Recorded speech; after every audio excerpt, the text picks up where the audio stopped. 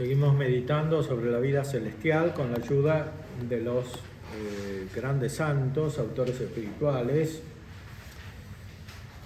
Pasamos ahora a los grandes teólogos medievales, Santo Tomás, San Buenaventura. Santo Tomás tiene una referencia en el comentario al credo, al artículo de la subida a los cielos, donde está sentado a la derecha de Dios Padre Todopoderoso. ¿Qué quiere decir que Jesús subió al cielo?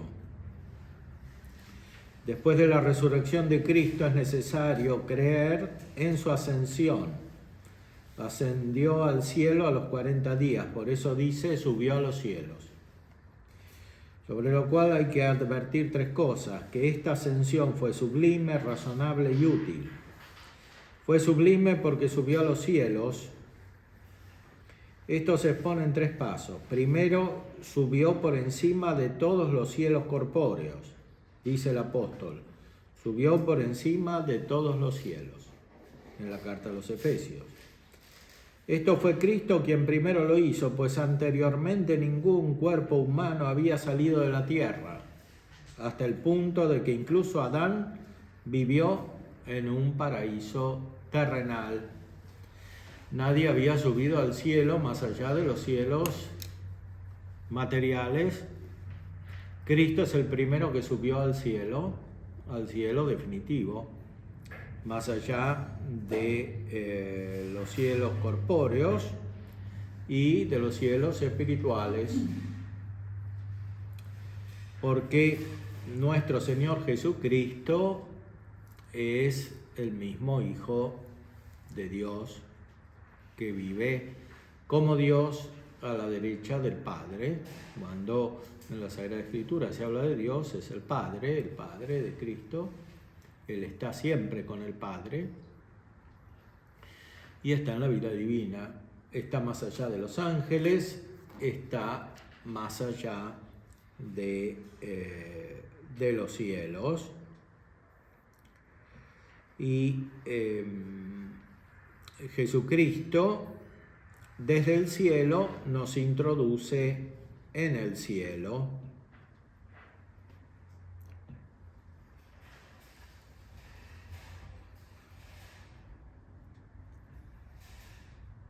Esto fue Cristo quien primero lo hizo, pues anteriormente ningún cuerpo terreno había salido de la tierra, hasta el punto de que incluso Adán vivió en un paraíso terrenal. El paraíso al cual aspiramos nosotros no es el paraíso de Adán, el paraíso terrenal, sino un nuevo paraíso. Hoy estarás conmigo en el paraíso, le dice Jesús al que muere con él. Y ese paraíso es este cielo, un cielo en el cual Cristo puede estar corporalmente, pero los que mueren hasta la segunda venida de Cristo no pueden, porque no tienen cuerpo. Aunque tengan un lugar, una relación con el cielo, como los ángeles, que no tienen cuerpo, pero tienen una relación con el cielo. O sea, el cielo los ayuda a la beatitud y los ayuda a cumplir su misión, que es cuidar a los hombres, a las realidades inferiores, al servicio de Dios. Subió por encima de todos los cielos espirituales. Segundo, que son los seres espirituales, colocando a Jesús a su derecha en el cielo, por encima de todo principado, potestad, virtud y dominación. Y sobre todo cuanto tiene nombre no solo en este mundo, sino también en el venidero. Todas las cosas las sometió bajo sus pies, dice la carta a los Efesios. O sea, esta es una realidad que nos es revelada, que Jesús está a la derecha del Padre en el cielo, por encima de los ángeles y por encima de todo lo que existe también en el mundo corporal. Tercero, subió hasta el trono del Padre. He aquí que en las nubes del cielo venía como un hijo de hombre y llegó hasta el anciano de días, dice el libro de Daniel. Y San Marcos, el Señor Jesús, después de hablarle, fue elevado al cielo y está sentado a la derecha de Dios. Es tan importante este misterio de la subida de Jesús al cielo que lo celebramos en la Sagrada Eucaristía, en la misa. El canon romano, que es el canon tradicional de la liturgia latina que hemos celebrado ayer, dice expresamente que celebramos el misterio de la beata pasión, de la gloriosa ascensión y de la resurrección. De la resurrección y de la gloriosa ascensión. Entonces en la misa se hace presente la ascensión de Jesús a los cielos, porque la misa es un sacrificio que radicalmente se produce en el cielo y por la Eucaristía nosotros somos introducidos en la acción de Cristo en el cielo y por eso también somos introducidos en el cielo, que es donde está Cristo a la derecha de Dios.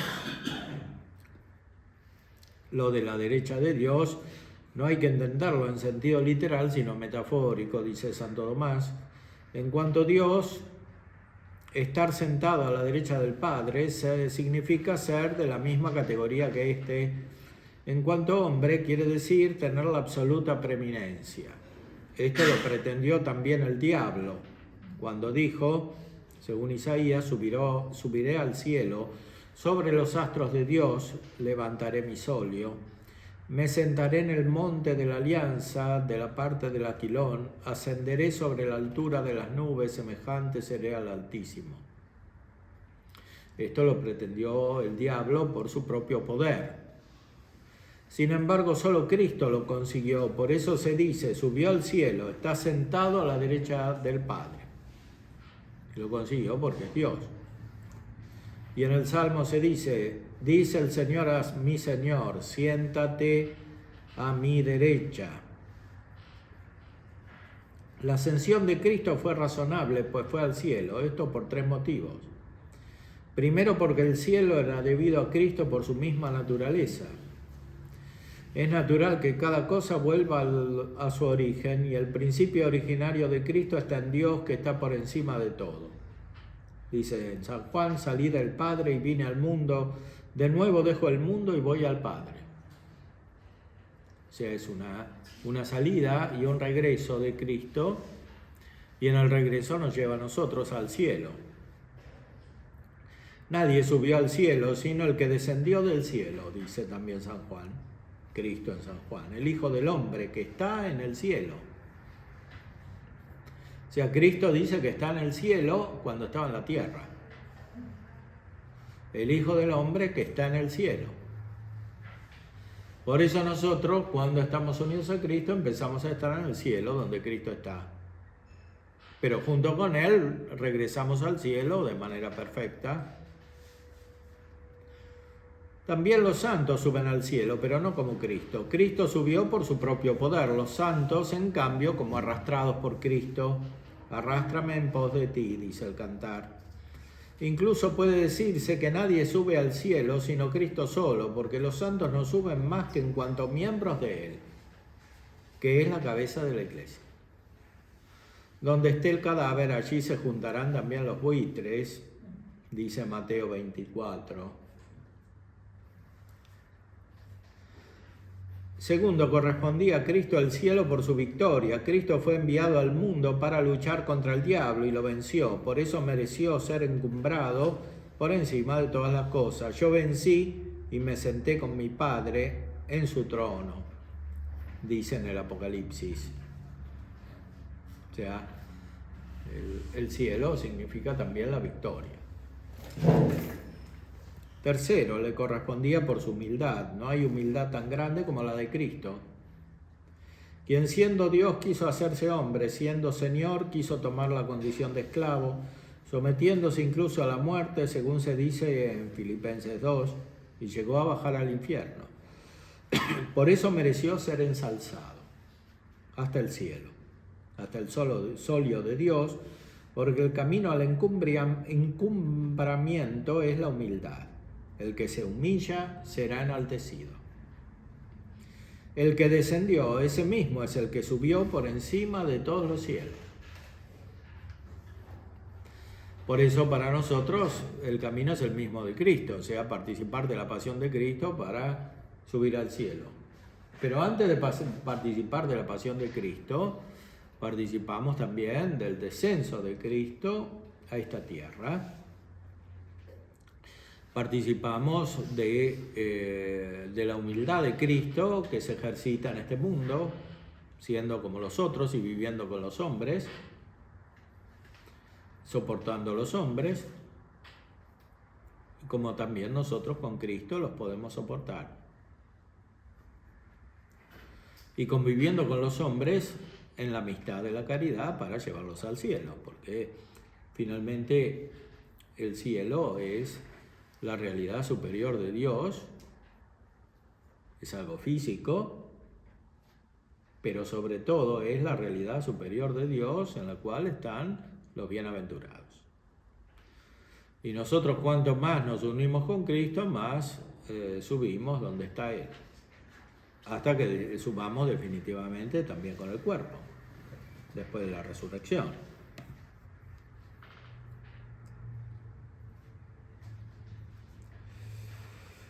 La ascensión de Cristo fue útil, esto en tres aspectos. Primero como guía, pues ascendió para guiarnos. Nosotros ignorábamos el camino, pero Él nos lo mostró. Subirá delante de ellos el que les abrirá el camino, dice en Miqueas, el profeta. El Evangelio sobre el cual reflexionábamos hoy dice que el camino era misterioso porque era un camino en medio del mar. Llegaron en medio del lago de Galilea, llegaron a la orilla, al término donde querían llegar, sin saber cómo, inmediatamente. Bueno, nosotros también encontramos el camino en la subida de Cristo al cielo, que nos guía.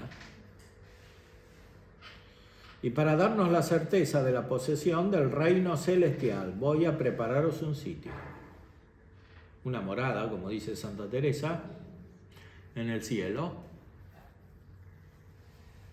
Él va a prepararnos el lugar, sube primero, y nosotros subimos con Él. Y por las moradas que describe Santa Teresa vamos subiendo al cielo. ¿Y esas moradas dónde están? Están en el castillo interior. En el castillo interior. No es un castillo exterior, material, es un castillo interior. Y Dios está en el centro del castillo, en la morada más escondida, más secreta, más interior. Y ahí subimos con Cristo cuando nos guía Él.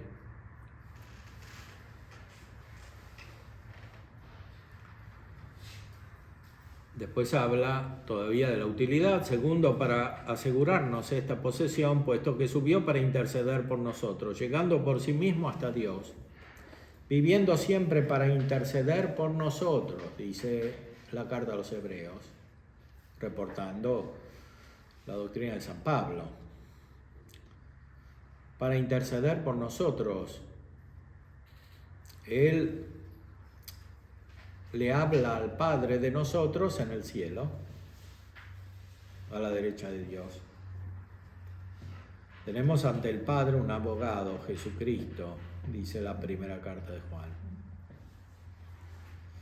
Tercero, para traer hacia sí nuestros corazones. Donde está tu tesoro, allí está tu corazón. O sea, es pobreza de bienes de la tierra, como dice el Evangelio, lo aconseja Cristo, y es riqueza de los bienes del cielo, pero están escondidos con Cristo en Dios. Donde está tu tesoro, allí está tu corazón. Para que despreciemos los bienes temporales, como dice Colosenses 3, que hemos citado, ya que habéis resucitado con Cristo, buscad los bienes de allá arriba. ¿Dónde está Cristo? Sentado a la derecha de Dios. Aspirad a los bienes de arriba, no a los de la tierra.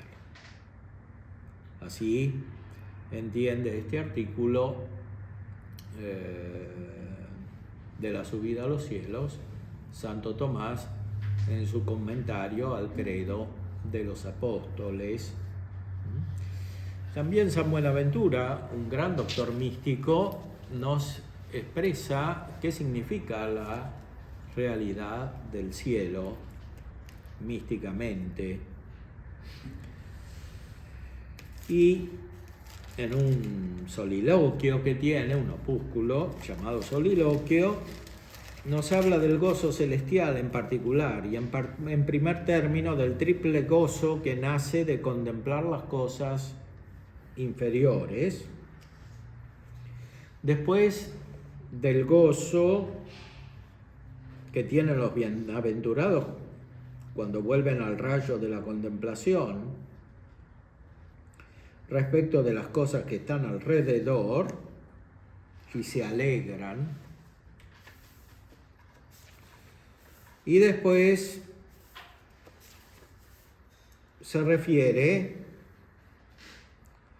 a los bienaventurados que vuelven el rayo de la contemplación a las cosas que tienen en sí y se alegran de tres modos. Después los bienaventurados vuelven el rayo de la contemplación a las cosas superiores y se gozan perfectamente en el sumo bien y según las tres potencias del alma. Es el camino de interiorización que narra en el libro que se llama justamente El camino de la mente hacia Dios, el itinerario de la mente hacia Dios. Itinerarium mentis in Deum. San Buenaventura desarrolla su doctrina espiritual de muchas maneras, que está basada también sobre la de Dionisio, y la explica con mucha elaboración, explicando justamente cómo desde la luz divina que nos hace contemplar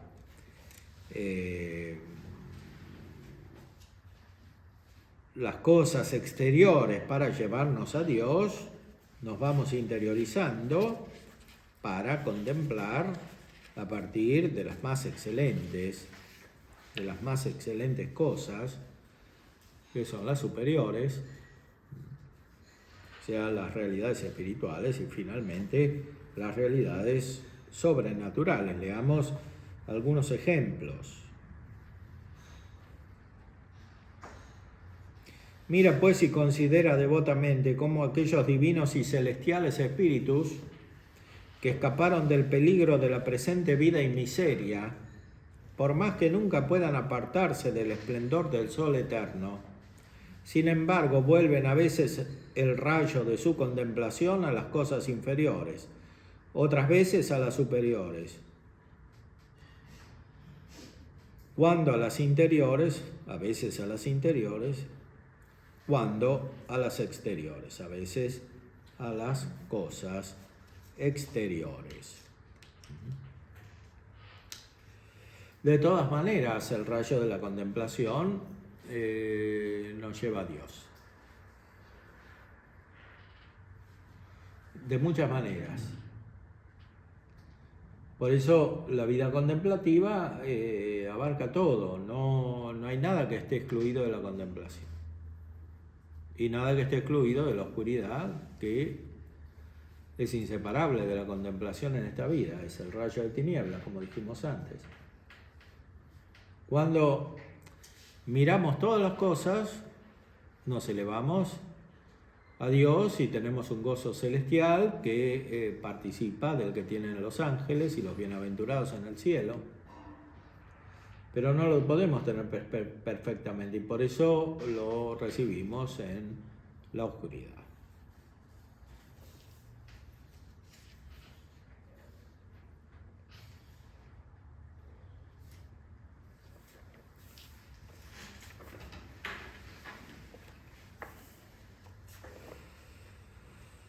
También las cosas que hay en nosotros mismos nos sirven para elevarnos a Dios, ya el cuerpo, pero sobre todo el alma. También nuestro cuerpo,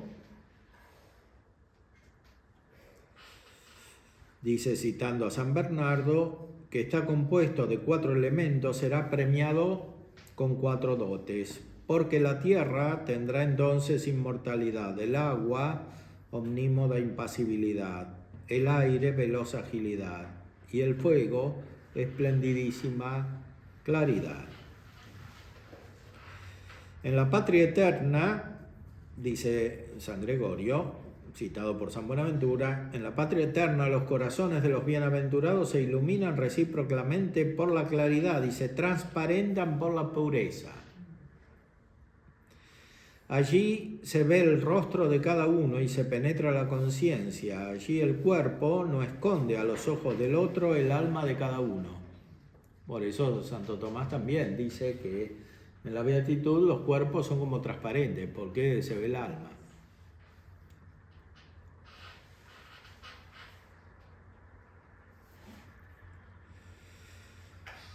Allí también, luego que la voluntad lo quisiere, al instante estará el cuerpo. Y dice San Agustín, pues así como entonces el alma obedece perfectísimamente al Creador, así el cuerpo prontísimamente obedecerá a su motor. Allí estarán todos los sentidos en sus actos, porque allí la vista verá la hermosura preciosísima, el gusto percibirá el sabor dulcísimo, el olfato olerá el aroma suavísimo, el tacto tocará el objeto deliciosísimo, el oído se renovará con el sonido jocundísimo.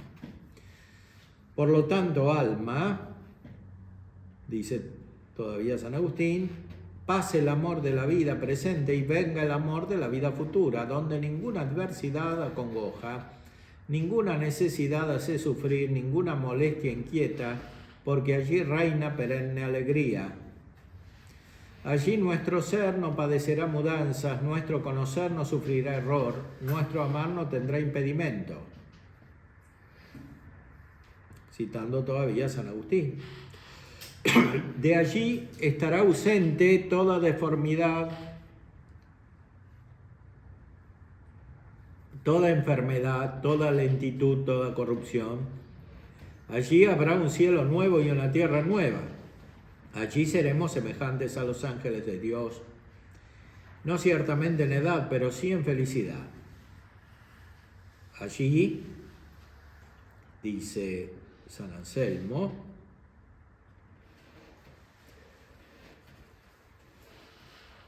la vida sin muerte, la juventud sin vejez, el gozo sin tristeza, la paz sin discordia, la voluntad sin disgusto, la luz sin tinieblas, el reino eterno sin cambio. Esto es San Agustín y San Anselmo. Allí cualquiera cosa que quisieres al momento será, la que no quisieres no será. Como sucedió en el milagro narrado por el Evangelio de Cristo, que lleva a todos los discípulos en el barco hasta la orilla. Y también como cuando sucedió con los discípulos de Maús, que no lo reconocieron, pero cuando Cristo quiso lo reconocieron en su figura corporal.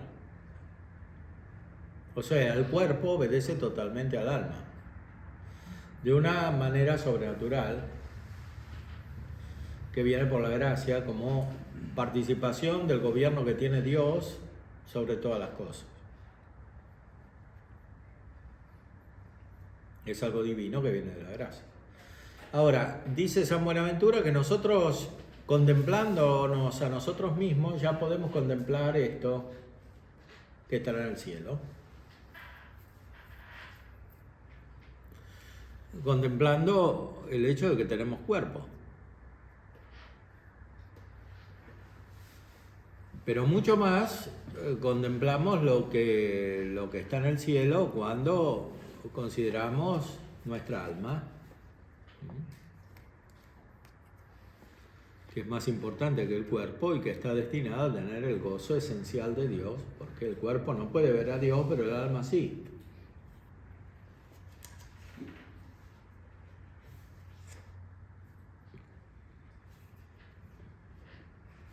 Considera también cuánto se gozará el alma al tomar de nuevo al cuerpo, tal como has oído, no el que llevaste con gran dolor y con grande lucha dominaste, y no el cuerpo del que muchas veces temiendo dijiste entre impaciente y sufrida, entre airada y clemente, ¿quién me librará de este cuerpo de muerte? Como dice San Pablo. O sea, así no recibiremos el cuerpo, sino con gozo. No ya tal en verdad, sino perfectamente obediente y espiritual. Será un cuerpo espiritual, no porque no sea verdadero cuerpo de materia, sino porque obedecerá totalmente al espíritu.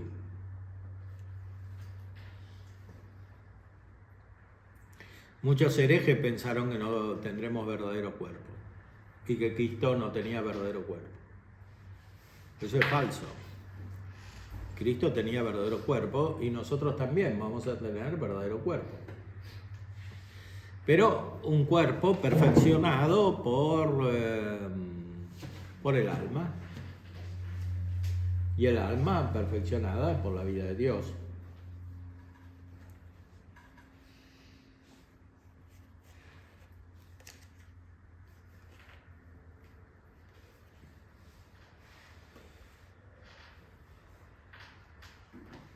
Porque es cierto que la misma alma nunca desearía volver a tomar el cuerpo si éste, aunque fuera muy glorioso, le impidiera la contemplación de Dios, como nos lo impide ahora.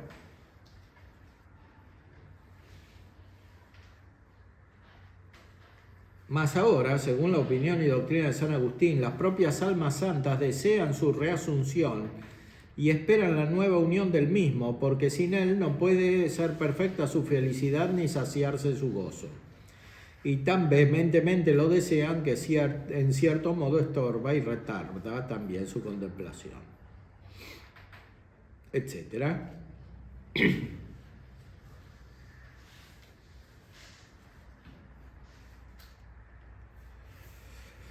Después considera los bienes espirituales de la misma alma, cómo se poseerán en el cielo. Oh alma, piensa que gloria tendrás cuando fueres revestida de aquella estola nueva y espléndida, adornada de toda clase de piedras preciosas.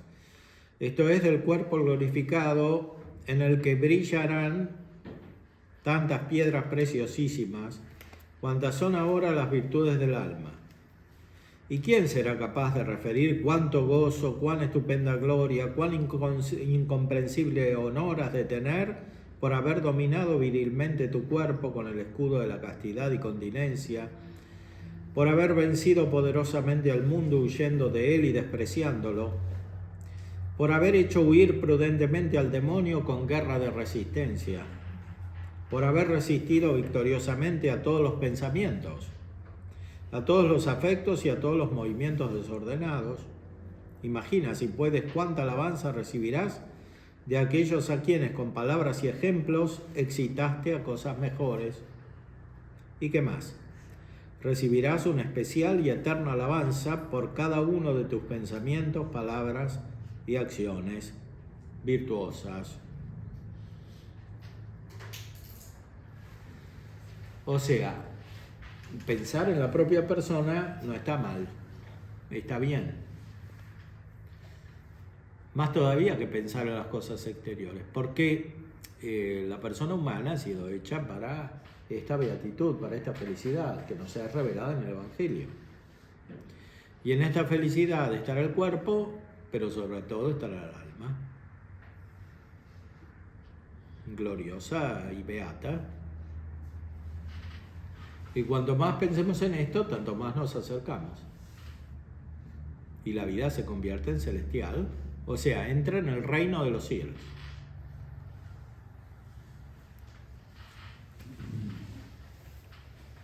Después considera San Buenaventura cómo los bienaventurados vuelven el rayo de la contemplación a las cosas superiores y se gozan perfectamente en el sumo bien y según las tres potencias del alma, Dios que es el bien, la perfección a la cual tendemos. Así pues, te aconsejo, alma, que como excitada, dispuesta, invitada por las cosas predichas, te vuelvas ya a tu autor y consideres y observes diligentemente cuánto gozo recibirán de él los espíritus bienaventurados. Cuán deleitable es aquel bien que contiene en sí el deleite de todos los bienes, no como como lo experimentamos en las cosas creadas, sino tan diferente cuánto se diferencia el creador de la criatura. El que gozará de este bien será todo lo que quisiere, y lo que no quisiere no será. Esto dice San Anselmo en el Proslogion, y esto lo dicen los santos porque de alguna manera lo experimentan en la contemplación, y también nosotros lo podemos experimentar. Ese es el centro de la vida cristiana, para eso estamos y somos cristianos, para tener esta experiencia espiritual que nos hace entrar en el cielo con Cristo, buscando las cosas de arriba donde está Cristo.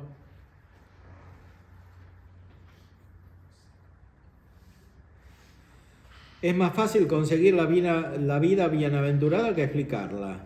Su curso es sin término, su uso sin fastidio, su reflexión sin alimento. En los antiguos y perpetuos gozos, siempre gozo nuevo y felicidad no interrumpida sin temor de perderla, dice San Cesario de Arles.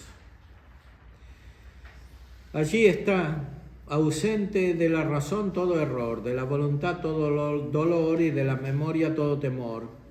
Allí hay maravillosa serenidad, plena suavidad y eterna seguridad de todos los bienes, sin hastío. Así dice San Bernardo. Oh alma, ¿cuánto piensas tú que se alegran y gozan los que asiduamente contemplan aquel espejo de eternidad, en el que ven clarísimamente todas las cosas pasadas, presentes y futuras, que pertenecen a la suprema bienaventuranza, dice San Agustín. Cuando lleguemos a aquella suprema luz del Padre de las luces, entonces entenderemos todo lo que puede haber en las criaturas, dice San Anselmo. Entonces los justos sabrán todas las cosas que Dios hizo para saberse. San Gregorio. ¿Y qué es lo que no podrán saber? Los que ven al que todo lo sabe. También San Gregorio.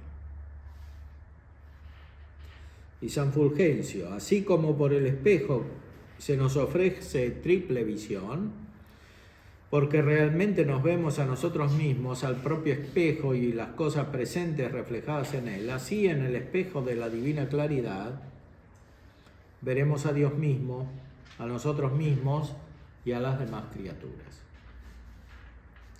Oh alma, que naturalmente desea mirarte en este espejo, desea estudiar y leer en él, porque haberlo visto solo una vez es haberlo aprendido todo.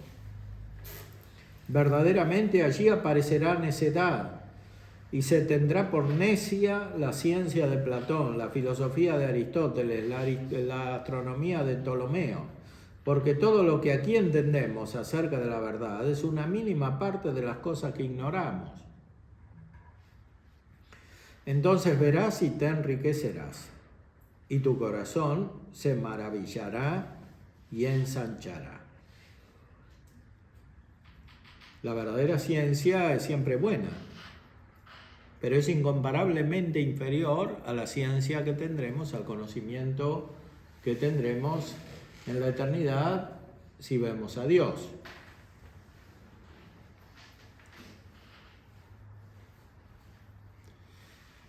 Esa ciencia divina nos dará todo el gozo, toda la bienaventuranza.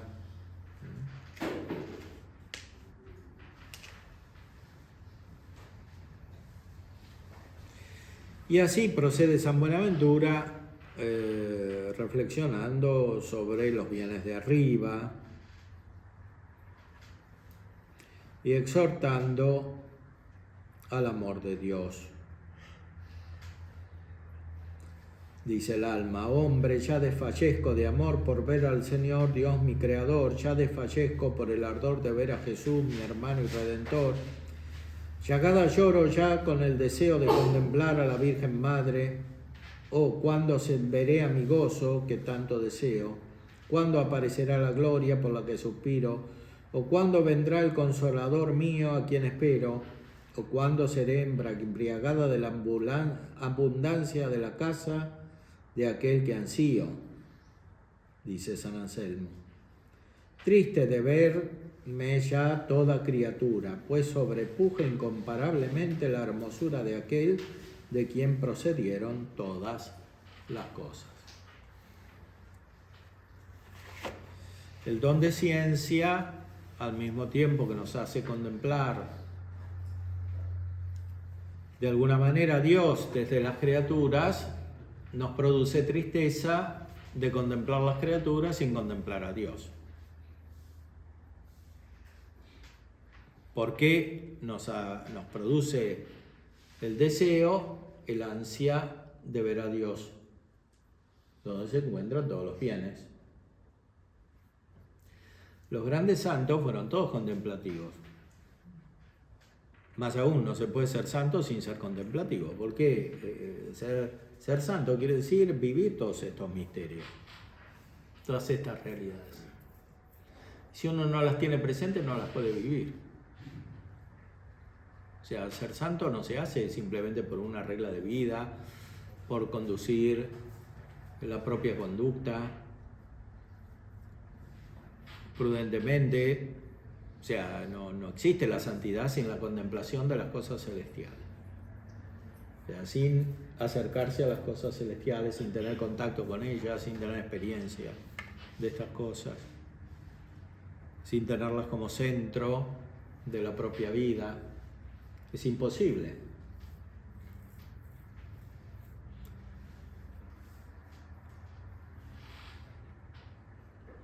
Esta es la verdadera doctrina que nos enseñó Cristo, la verdadera enseñanza de Cristo y por tanto de la Iglesia, que es Cristo, que continúa presente con su cuerpo.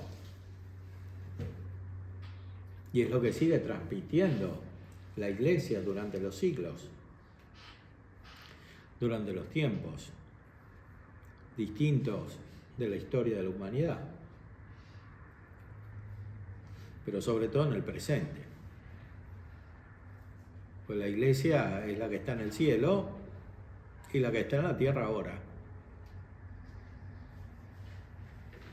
La Iglesia del pasado no existe en la tierra, existe en el cielo, pero es una Iglesia triunfante, celestial. Y aquí en la tierra existimos nosotros, en el presente. Por eso la Iglesia siempre es celestial. La Iglesia no mira para atrás. Mirar para atrás es instrumental, es como un accesorio. Es necesario porque la vida humana transcurre en el tiempo, leemos libros antiguos. También la Escritura es un libro antiguo. Pero esencialmente no miramos para atrás, porque Cristo está en el cielo y los santos también están en el cielo ahora. Y nosotros estamos en el presente, aquí, en la tierra, intentando llegar al cielo. Ahora, considerar con la memoria lo que hizo Cristo es lo más importante del pasado, y eso lo hacemos en la Eucaristía, que es memorial de la pasión de Cristo.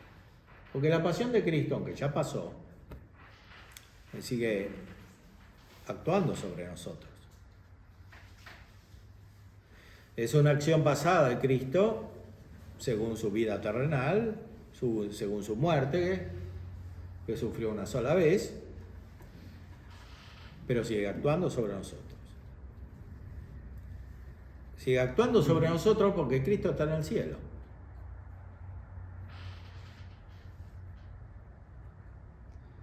Y porque Cristo está en el cielo, uniéndonos a Él, nos configuramos con su muerte, como dice San Pablo, y recibimos la vida celestial. Y por eso nos acordamos no solamente de la pasión, sino también de la resurrección, cuando Cristo recupera su cuerpo, y también de la ascensión. La misa es memorial de la ascensión de Cristo al cielo. Porque la misa principal, como dijimos antes, se realiza en el cielo.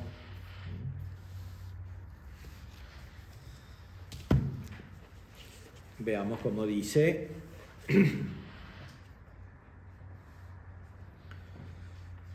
la Constitución del Concilio Vaticano II sobre la liturgia, cuando habla de la conexión entre lo que pasa en el cielo y lo que pasa en la tierra. En la liturgia terrena pregustamos y tomamos parte de aquella liturgia celestial que se celebra en la santa ciudad de Jerusalén, o sea, en el cielo, hacia la cual nos dirigimos como peregrinos y donde Cristo está sentado a la diestra de Dios como ministro del santuario y del tabernáculo verdadero. Citando el Apocalipsis, la carta a los Colosenses, la carta a los Hebreos. Cantamos al Señor el himno de gloria con todo el ejército celestial, que es el ejército de los ángeles y de los bienaventurados.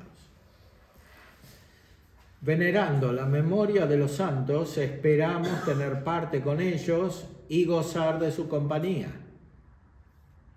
Aguardamos al Salvador, nuestro Señor Jesucristo, hasta que se manifieste Él, nuestra vida. Y nosotros nos manifestaremos también gloriosos con Él. Es una explicación del Nuevo Testamento y especialmente de las cartas de San Pablo y sobre todo del pasaje con el que comenzamos de la carta a los Colosenses, capítulo 3. El concilio es el magisterio de la Iglesia sobre el sentido de la liturgia que participa de la liturgia celestial y que nos conduce a la liturgia celestial, que es la definitiva.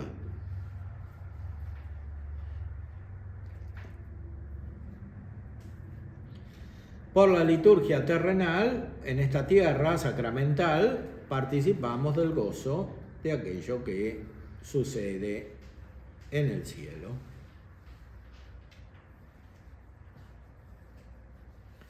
Y nos unimos con Cristo sentado a la derecha del Padre. ¿Cuál es la consecuencia de todo esto? Que es necesario, como decíamos anteriormente, tener una revolución interior, que es una revolución tranquila, porque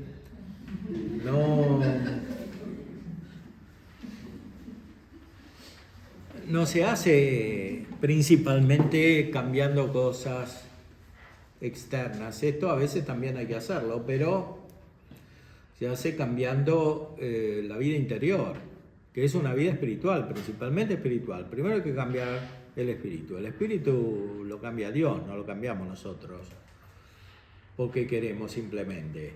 Si queremos es porque Dios nos cambia y nos da la gracia. Y así empezamos a vivir una vida nueva, una vida como la que los santos experimentaron de muchas maneras. Ya, de cualquier modo que sea, siempre para entrar en el Evangelio, en la verdadera vida espiritual, hay que comenzar por las bienaventuranzas, por donde comenzó Cristo cuando se sentó en la montaña. Por ahí también tenemos que comenzar nosotros. Por las bienaventuranzas,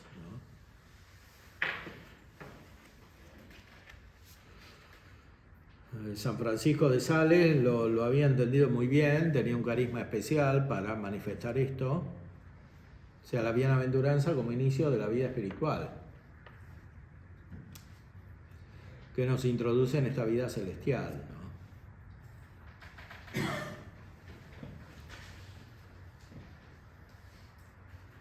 Hay un libro de Vidal, En las fuentes de la alegría con San Francisco de Sales, que lo expresa con mucha intensidad, con mucha claridad.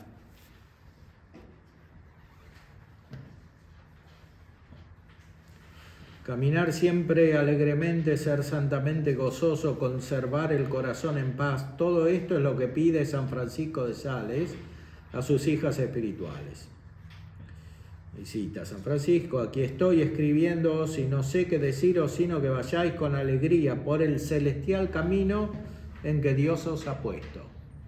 Esto es el Evangelio y es la doctrina de la Iglesia. Lo vimos en la Sagrada Escritura, lo vimos en el Concilio, que transmite lo que dice la Escritura y la tradición. Lo vemos en los santos de todos los tiempos, sobre todo los principales: San Agustín, Santo Tomás, San Buenaventura. Lo vemos aquí en San Francisco de Sales, que ya es más moderno, pero dice lo mismo. Bueno, el Evangelio es siempre el mismo.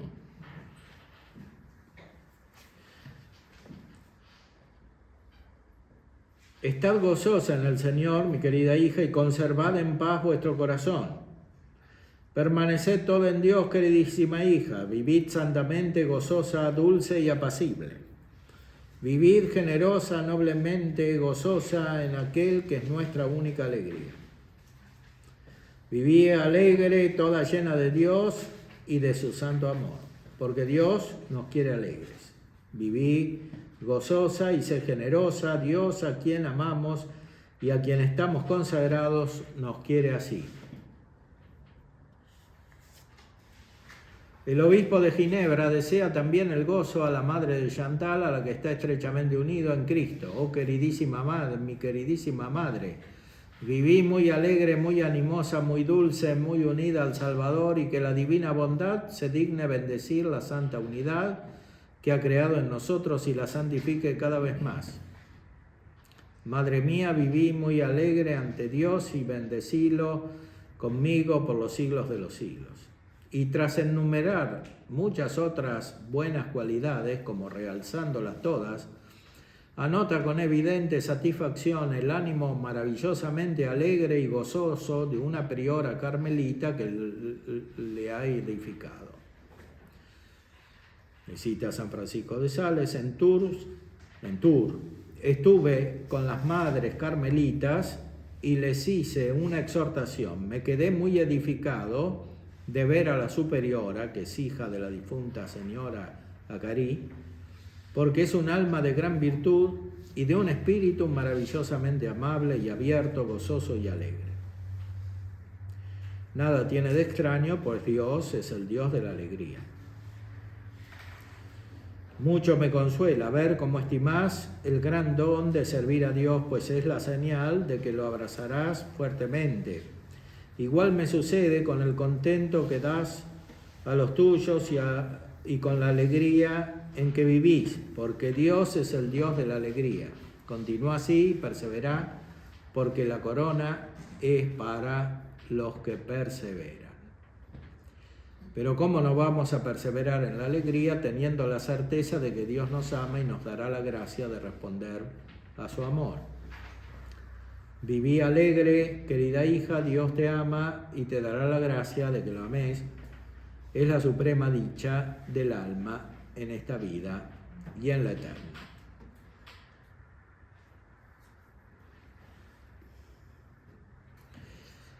Este es el camino del Evangelio.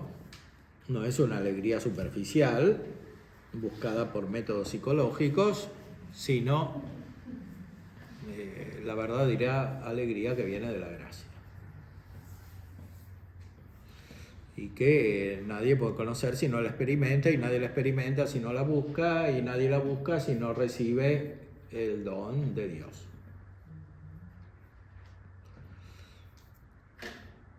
Y si uno lo recibe, no tiene que dejarlo, tiene que perseverar. Es lo que dice el Evangelio. El que pone la mano en el arado y vuelve hacia atrás, no es digno de mí.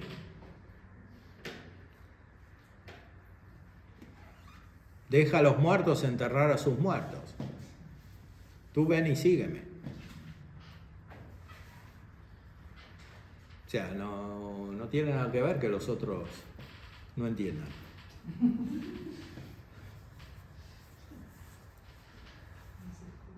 O sea, este es el camino del Evangelio. Es la revelación, que es para nosotros. ¿No? La revelación de Cristo no es un libro simplemente, no es lo que está escrito en la Biblia que nosotros con métodos racionales tratamos de entender. Es esta vida. Y tampoco es la tradición como una serie de textos de los padres que tratamos de entender o con gestos de toda índole, o con costumbres, o con leyes, o con normas litúrgicas. Todo eso son instrumentos, pero lo principal de la revelación es la vida divina, que produce este gozo espiritual, que es un gozo celestial, porque es la introducción a la vida del cielo, es encontrar el tesoro.